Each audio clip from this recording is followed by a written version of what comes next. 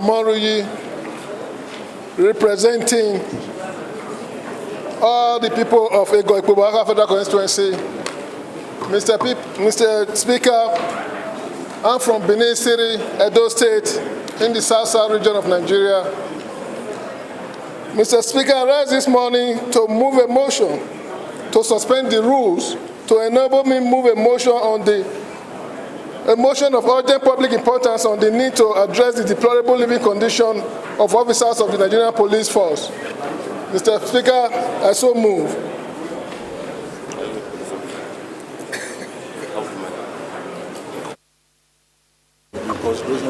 Any seconder? Any seconder? Honorable Larry.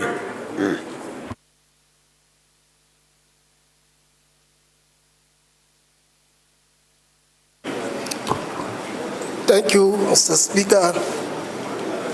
Respected colleagues, Ari Mohammed Abdulmumin is my name. Mr. Speaker, the House notes that in September 2020, the Nigerian National Assembly passed a Police Reform Bill 2020, which was signed into law by the former Nigerian President, Muhammadu Buhari, on September 16, 2020. And one of its core issues was to address the living conditions of our nation's gallant police officers. The House also notes that the problem of adequate and dignified accommodation for police officers persists and has so far outlived all previous measures. For example, between 2019 and 2022, over 5 billion naira was spent by the federal government on barracks renovation. Despite all effort, barracks continue to fail to meet basic needs in their current state of disrepair and lack of maintenance. Mr. Speaker, the House is aware that there has been robust national debate and calls for more community-oriented policing strategies, and having officers of the Nigerian police force living among the general population rather than in their secluded barracks will significantly satisfy this cause and enhance public safety. The House also notes that the barracks method of housing for police and local law enforcement officers is a relic colonial practice, which has since been abandoned by the same colonialists in their home countries. Mr. Speaker, the House worried that police officers and their families live in squalor quarters characterized by large cracks on the walls, bat-infested houses, leaking roofs, dilapidated structure for barracks across the country.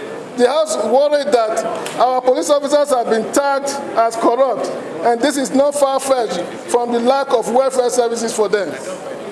Mr. Speaker, disturbed that the public have lost confidence and respect in our gallant police officers due to their poor living service, poor condition of service.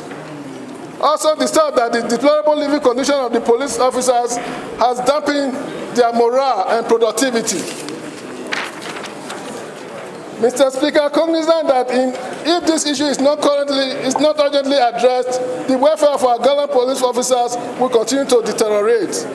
Also cognizant that the abolishment of barracks model and replacement with an enhanced housing allowance determined by ranks, existing police salary, structure, and location will highly be beneficiary to the officers' welfare, morale, productivity, as well as the good of the general public. Mr. Speaker, the House therefore resolved to, 1, urge the Ministry of Interior and the Ministry of Police Affairs to liaise with the Bureau of Public Enterprise to immediately assess the value of all federal-owned barracks across the country and announce a public offering for sale. 2, constitute an ad hoc committee to produce a comprehensive addendum to the police